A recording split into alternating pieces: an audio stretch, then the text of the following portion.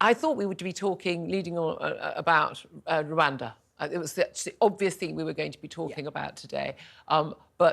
But no, no, because I thought, well, it's really, really obvious, isn't it? Of course, you know, the Rwanda bill got through. It didn't. It got defied by two key amendments by the House of Lords last night. And I'm asking you about that before we get to another extraordinary story about what's been going on, the shenanigans that go on in the House of Commons. I mean, you seriously would not believe this stuff. But today we are asking you about Rishi Sunak's bid to deport Channel migrants. And I want to know, well, it's been delayed by at least a week after the Lords defied elected MPs yet again. So I want to know your reaction, because we are talking about unelected peers yet again.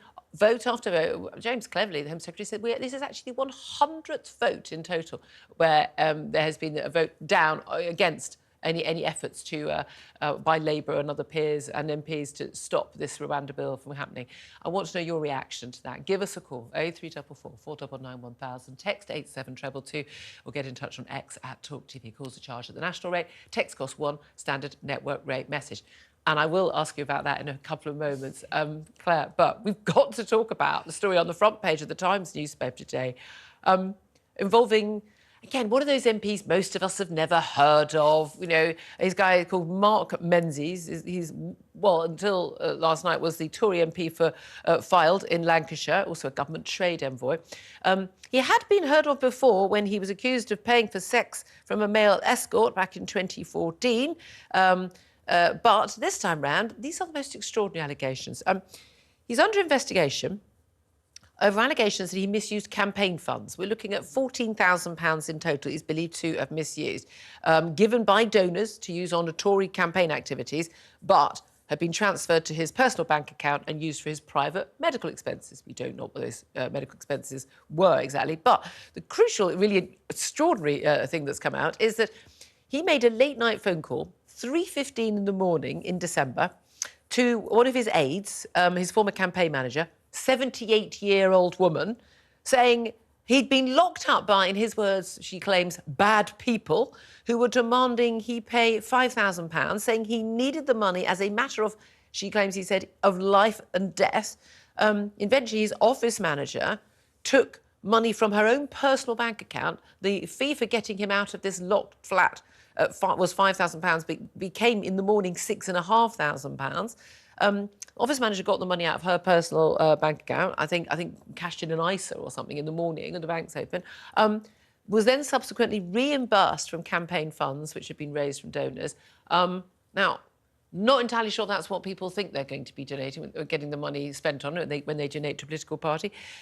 The allegation here is also that the Conservative Party knew about this as early as January and have failed to act until the Times newspaper contacted them yesterday, and now he's been suspended from the party. He, it must be said, has denied all of the allegations. Claire, what on earth is going on in the House of Commons that these sort of things can allegedly be happening? Well, this one, I think, has got sort of the hint of Alan Partridge around it. Hasn't it? The phone call at 3:15 in the morning to a 78-year-old volunteer of the party, waking her up, demanding money because of bad people. Now, if you were locked in a flat and being held by bad people, would your first phone call not be to the police at that point, not a 78-year-old lady asking for money? So I'm not sure. Although I'm not sure I'd bother with the police. I'm not sure they'd end up turning up anyway.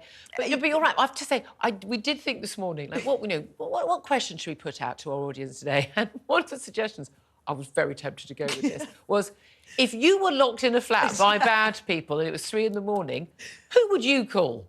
Exactly. I mean, if you want to get in touch on that, please do, because I would love to know. But it's your phone a friend, isn't it? It is. And who would answer as well, I think, has to be taken. And who do you know who's got a spare £5,000 in their current account? Well, that went up to £6,500. And how do you even get in the middle of the night? You can't get, even if you had that money, you can't get that out of the hole in the wall. Even with internet banking, it still wouldn't go through immediately, especially at that time in the morning. So I'm not sure what he thought he was going to achieve. And then the reimbursing through party funds, the sort of misappropriation of those donors. Well, this is the thing. It's not illegal to pay bad people to allow you out of a flat. They're the ones, if they weren't like a flat, who've committed an offence, if this has happened. But it is not just a party issue, it is also a police matter if you are misappropriating campaign funds. It is alleged that, on a number of occasions, sums were paid to him and were not paid back. Apparently, he was concerned he was going to be blackmailed again after he got out of this flat. And the following day, in another call, he said that this MP, it is claimed, said he needed another £35,000 for medical bills, told there was no more money in the campaign fund's bank account. He said, oh, we'll raise some more. Again, he has denied everything. I must make that clear. But there seems to be just a view, it would appear from the allegations, that he thought that campaign funds, it is claimed, were just kind of for his personal expenses. Well, that's right. And people donate to local parties to help with the campaign. They want to have literature out there, posters, pay for postage, all of those kind of things. It's not for personal medical expenses or for paying off of bad people. But it does beg the question, what has the CCHQ done about this in the 3 months? It appears to be very, very little, and it's only when the Times brings it up. Another Tory MP to lose the whip. Now, OK, so we know that, look, if you actually go through all the MPs, you'll find, Labour MPs and Lib Dem MPs and any other party, if they had enough people, there would be enough of I'm not saying he is, but enough wrong-uns who have been proven. I mean, there's already a by-election in the next door Blackpool constituency, isn't there? From another MP, again, you caught out in a sting operation. You can't be caught out in these things if you don't do them.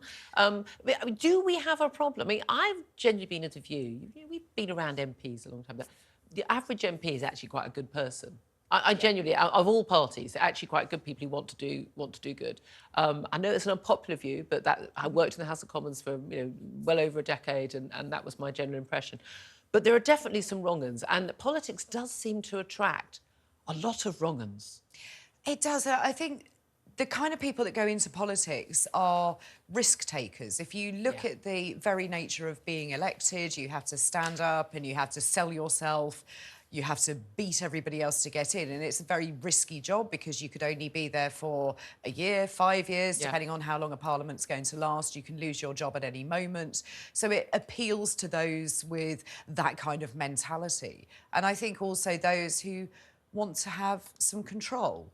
Yeah. Because they are given that. They don't have a boss, as most people would recognise it. Yes, they have the party whips, but essentially they are their own boss. Yeah. So they're not really held to account other than by the public in a public vote every 4 or 5 years. Or bad people in a flat at 3 in the morning, apparently. I mean, honestly, do get in touch. Who would you call? Who would be your phone a friend in such a scenario? Do get in touch. I'd love to hear from you.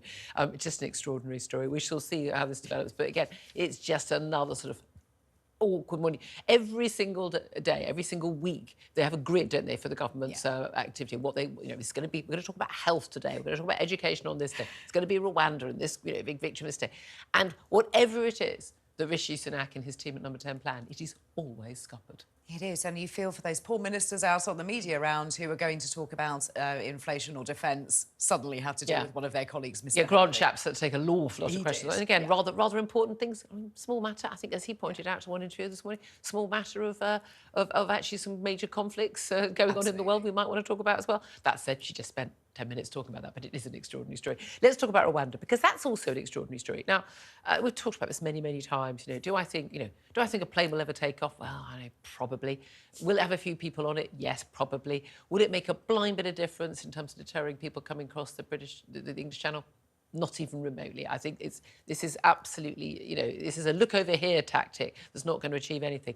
However, I also feel strongly that a democratically elected government, backed with a majority of 60 plus MPs, although again going down by the day thanks to people and bad people in flats, should be able to get laws through without being thwarted by the unelected, unaccountable peers in the House of Lords. And yet again last night, this ongoing ping-pong, weeks and weeks and weeks of this now, the Lords sent back the Rwanda bill with more amendments for the Commons to shoot down. I'm not particularly opposed to a couple of these amendments. However, it is the will of the House of Commons that this bill goes through unamended. Should the peers stand down? Yes and no. is my answer. Yeah, but to you're this. a woolly liberal on this issue. I'm not a woolly liberal on this She used to issue work in the Home whatsoever. Office. I think there are some merits with some of the amendments that were discussed yesterday, especially when you look at those that have helped the UK military. But if you want a government to get a piece of legislation through without anybody monkeying it around, then you need to have a good piece of legislation. Yeah. And unfortunately, this was so badly written right from the start that it was going to be open to so many legal challenges. It was open to all sorts of different interpretation, breaking international law, be what it may. If you're not going to write it properly and correctly, then it doesn't deserve to go through. And that isn't the will of the people. That's not being thwarted by anybody. It is people in the other place scrutinising, which is their job, to ensure that the government is to not... improve and advise. But it's gone back to the House of Commons, what, twice now Yeah. in its form, and they voted down those amendments. And look, I agree with you in terms of sort of treatment of people who served with the British Armed Forces or helped the British Armed Forces abroad. Yeah, I can understand that. But and also, I understand the idea that, you know, the government can't say Rwanda is safe, full stop, forever and ever and ever. What if there was a coup there and things were very, very different? I get that. However, we know that the real motive behind the peers wanting to do this, and we know how every single human rights organisation, charity is going to use any of these amendments to basically stop this bill and stop this being enacted. But the majority in the House of Lords is actually a Conservative majority. So you do wonder where Some Tory, those peers are going. If they're, you know, have they actually turned up to vote? Are they voting against the government? Have they abstained? Because I think that's quite important. The other amendments, so you had the Afghan interpreters, people that have helped the military, and the other one was to have an independent body to decide whether Rwanda is a safe country. But we know who's going to be on that body. But We know exactly who the sort of people. But would you not rather have some independent minds looking at it rather than the Secretary of State, whoever that may be, deeming something to be safe? Again, I think a number of these measures are perfectly sensible, but we know how any loophole gets exploited. And you know, in the same way, you know, I'm really supportive of there being human rights laws that you know, protect people's right to privacy and things, and family life. Except when those are then interpreted in an absurd way by the courts to say that someone who has come here with no right to be here, who's committed rape and God knows what else, has a right to privacy and a family life here under our human rights laws. They are being so grossly, obscenely interpreted now by judges, by lawyers, by human rights organisations that I can understand why Number 10 is standing so firm on this and just saying, no, we're just not going to allow any amendments through. And I think that's the problem. The government doesn't want to make any concessions whatsoever because it will make them look weak and they feel that they'll be open to challenge on anything else that they put through. But I do think that sometimes you have to make a little step back, and just standing up there and trying to stare down the Lords is not doing anybody any favours, because here we are again, going into another week. The legislation still hasn't passed. So everybody's just wasting an inordinate amount of time. And on Monday, everyone was literally, it will be law by Friday. Yeah. Well, Friday, but then law by Friday. I mean, it wasn't they hope it. No, it will be. And yet again, thwarted, well, we'll see. Other important matters, the small matter of are we heading towards World War III? We've got Lord Cameron, our Foreign Secretary, he's in Capri, in Italy. Unfortunately for him, it is actually chucking it down with rain, if that makes you feel any better about our lives here. He's there with other G7 ministers. And they're supposed to be focused on Ukraine, but of course, the Middle East also an issue. He's just been in Israel, met with Netanyahu, the Israeli Prime Minister, who has said very clearly, you know, there will be a reaction, a response to what the Iranian attack. Apologies. And as I said, blame James Whale for this.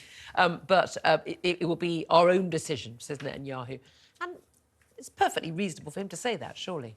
Absolutely is. If you want to make decisions about your own country, which is exactly what Netanyahu wants to do. He has listened to the opinions of everybody else around him, and he has said, thank you very much for your input, but I shall make my own decisions. And I think that's absolutely... The idea that another country would tell us after we'd been a subject of a 301 missile and drone attack, we'd say, oh, I wonder what France thinks about this. Exactly. Sod off. Why would we listen to somebody else? We'd say, thank you very much. That's very kind of you to add your opinion to the pot, but this is how we're going to do it. And I completely understand that. And everybody at the moment is telling Israel what they think it should do without taking any account as to the damage that has already but also been done ignoring the fact that, again, it was Iran who massively escalated this. And also, again, I keep hearing reports. BBC keeps saying, Iran attacked at the weekend in response to the attack by Israel. No, Israel attacked the IRGC generals in Damascus in response to the fact that Iran is funding terror groups around the Middle East, which are right now and have been for years attacking Israel, shooting missiles shooting drones and everything into Israel from Hezbollah, from Hamas, and from the Houthi rebels in Yemen. I mean, Israel didn't just go one day, oh, I know what, I think I'll just start a war with Iran. Iran has been waging war against Israel for years. It has. I mean, there are many proxies of Iran in the region. So if it's not just them directly, then you've got the Houthi rebels taking out ships in the Red Sea. Yep. You have Lebanon. That problem has been ongoing for a long time with Hezbollah firing rockets over. So Iran has its tentacles all across the region, and it will fund those people ongoing. It seems that they have limitless amounts of money to spend on them, and they get these people to do their dirty work. Absolutely.